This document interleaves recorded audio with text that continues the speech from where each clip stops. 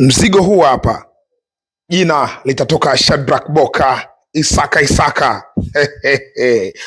Bwana, nilizungumza na kila session ambayo inamzungumzia Shadrack Boka uwaga nakumbushia iko kitu ambacho leo kukizungumza juu ya Shadrack Boka na kile ambacho nilikuwa nafikiria, kile ambacho nilikuwa natarajia kukiona ndicho ambacho anakionyesha katika ligi kuu ya NBC. So far tunapozungumza kwenye ligi kuu ya NBC imekuwa ni mwendelezo, ile consistency ya kuendelea kufanya vizuri, lakini ilianzia wapi? Ilianzia katika mchezo wa dabi ya Kariakoo, ngao ya jamii, Simba dhidi ya Young Africans katika uwanja wa Amani. Shadrack Boka Isaka alipiga cross, Albert Kangwanda akatukia kichwa, ikawa ndo goli pekee katika ile mechi na ndo mechi iliishia pale. Kwa hiyo kutoka pale maisha yanaendelea, ni Shadrack Boka Isaka wa moto kweli kweli. Shadrack Boka Isaka anafanya vitu vya tofauti sana. Nakumbuka na wewe pia naamini unakumbuka, kwa wale ambao wamekuwa wakifuatilia ili jukwaa katika session mbalimbali, wakati niko Rwanda nilizungumzia kuhusu kikosi cha Young Africans ambacho tunakitarajia kwa msimu huu, sehemu ambayo mara nyingi msimu uliopita alicheza Mohamed Hussein. Ilisema kwamba Shadrack Boka, naamini msimu huu unakwenda kuwa msimu wake zaidi. Kwa nini? Kwa sababu ya kocha aliyekuja. Kocha aliyekuja ni kocha kutoka Afrika Kusini ambako alitoka, alifundisha kikosi cha Mamelodi Sundowns. Miongoni mwa strength kubwa ya Mamelodi Sundowns na fullback na kandanda ya Afrika Kusini ni kuwa na mafullback wenye mwendo, mafullback wenye matenki ya kutosha. Iko kitu nisha kuzungumzia. Naweza kukupa coincidence kadhaa za kuthibitisha hii hoja yangu kabla ya kwenda kumwangalia Shadrack Boka namna ambavyo anakuwa hatari sasa hivi.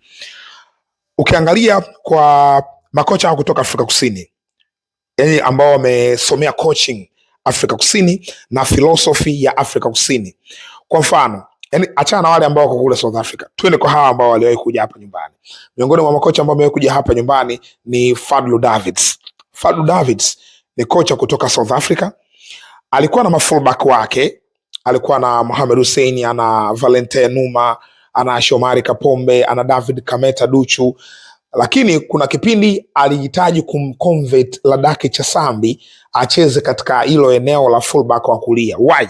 Kwa sababu alikuwa anaitaka nishati, alikuwa anaitaka kasi ya kuoverlap, kwenda kituoni kwa haraka, kurudi kwa haraka. Yani tenki liwe na mafuta ya kutosha muda wote, mchezaji awe na pumzi, anaweza kuoverlap juu akarudi kituoni kwa haraka, kwa sababu South Africa, basic South Africa kwa miaka mingi sasa hivi ni wingers, ni mawinga ambao wana mwendo kweli kweli.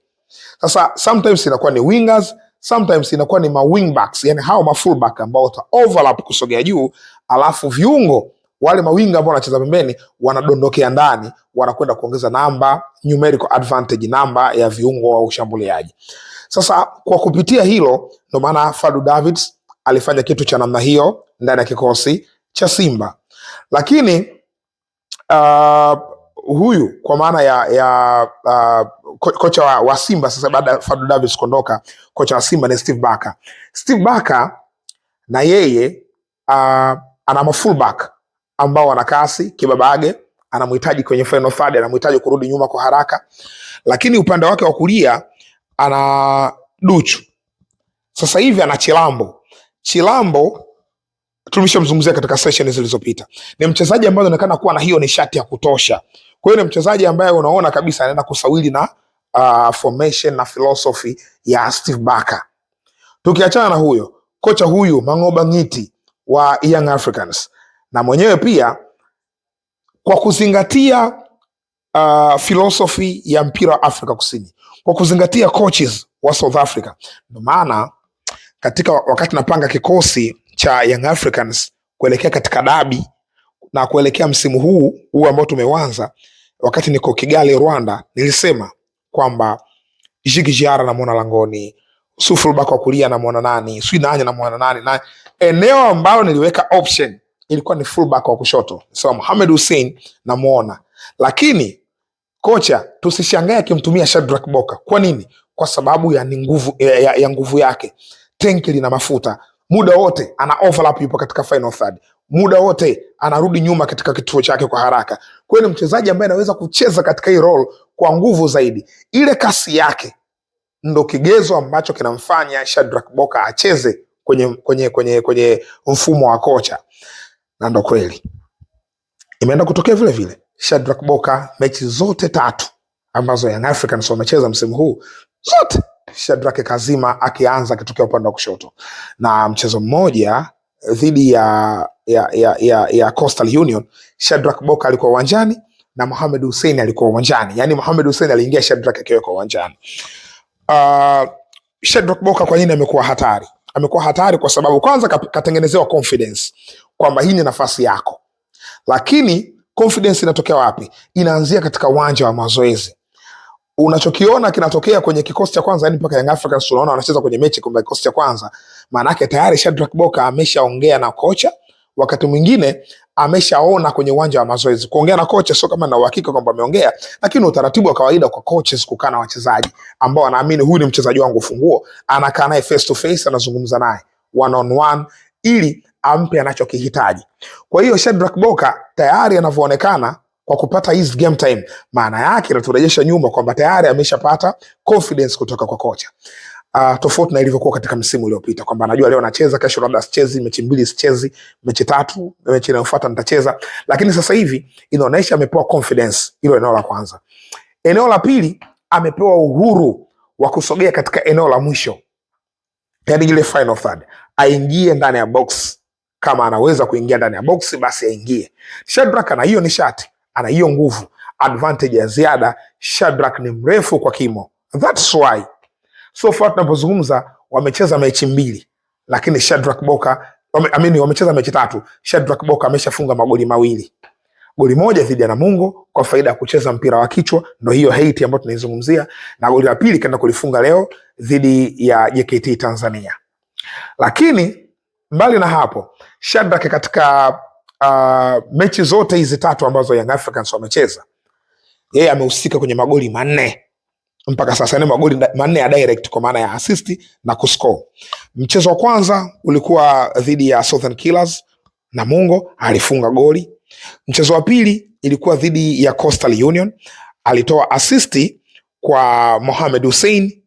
Lakini mchezo dhidi ya Namungo ya Coastal Union alitoa assist pia kwa Albert Kangwanda, maana alitoa assist hizo 2, akawa amehusika kwenye magoli 3. Leo kaingia tena, amescore tena pasi ambayo ilitoka kwa Albert Kangwanda, na kwenye ushereheshaji nilisema kwamba anamlipa alichomfanyia kwenye ngao ya jamii, anamlipa tena hapa. Manake Shadrack Boka ameandika goli jingine leo hii. Kwa hiyo ana assist 2, ana magoli 2. Goals involvement ni 4 katika mechi 3. What a performance. Mind you, tukiamua kurudi nyuma sasa, tuiweke na mechi ya ngao ya jamii, kwa sababu ndio ilikuwa mechi ya mwisho kwenda kuanza kwa ligi, ndio ilikuwa mechi ya ufunguzi wa ligi. Tuweke na mechi ya ngao ya jamii. Maana yake nini? Shadrack Boka amehusika katika mabao 5 kwenye mechi 4 za Young Africans za kimashindano. 1 ngao ya jamii, 3 za ligi kuu. Shadrack Boka ametoa assist mara 3, amefunga mara 2. What a performance kwa fullback. Just imagine, huyu ni fullback. Namba zinazungumza hivyo.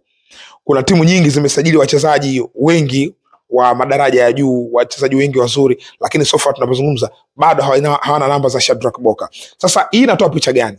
Picha yake Shadrack anavoscore, anavoassist, anazidi kupandisha confidence, anazidi kuona kwamba ana uwezo kuisaidia Young Africans katika hivyo vitu, anazidi kucheza kwa juhudi zaidi, kuendelea kumwaminisha mwalimu kwamba haukukosea. Na wakati huo kinachomboost kujitoa zaidi uwanjani ni Mohamed Hussein ambaye yupo bench. Mohamed Hussein naye anapoingia huwa anakwenda kuonesha mechi kweli kweli. Kwa nini? Kwa sababu anafahamu nafasi tayari ameshaipoteza kwenye mechi 3 mfululizo. Tayari nafasi amechukua Shadrack Boka Isaka.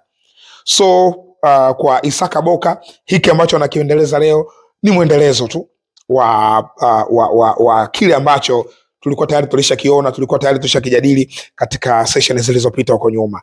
Na Young Africans huyu Shadrack Boka anakwenda kuwapa msaada mkubwa zaidi. Pengine anaweza akafunga sana, pengine anaweza akaassist sana, anaweza akacreate chances za kutosha. Hivyo akitokea katika upande wake wa kushoto, ni upande mwingine ambao Young Africans wanakwenda kutengeneza bomu. Kwa hiyo maana yake Yanga inawezekana ikawa ina wachezaji wengi wazuri kwenye attacking midfielders, washambuliaji hawa kina Sharulile, viungo wao, lakini goals contribution, mabeki nao wana contribute magoli, kwa sababu tunapozungumzia pia hata Ibrahim Baka na amescore leo. Maanake safu ya ulinzi Young Africans imewapa mabao hayo matatu katika mechi hizo tatu. Hiyo ni hatari, hiyo ni hatari. Na ni Shadrack Boka Isaka ambaye upande wake ndo mara nyingi anakuwa katika final third. Kwa mfano kama Ibra Baka, yeye anakuwa katika final third, labda muda wa free kicks, muda wa corner kicks, lakini huyu Shadrack timu ikiwa inashambulia tu, muda mwingi utamwona katika box. Kwa hiyo Shadrack Boka yupo katika level ya juu kabisa, yupo katika performance ya juu kabisa, top notch performance ambayo anaendelea kuionyesha ndani ya kikosi cha Young Africans. Una nafasi ya kuandika comment katika comment section hapo, unamuonaje Shadrack Boka Isaka? Hii ni Mzinga Sports, usisahau kusubscribe.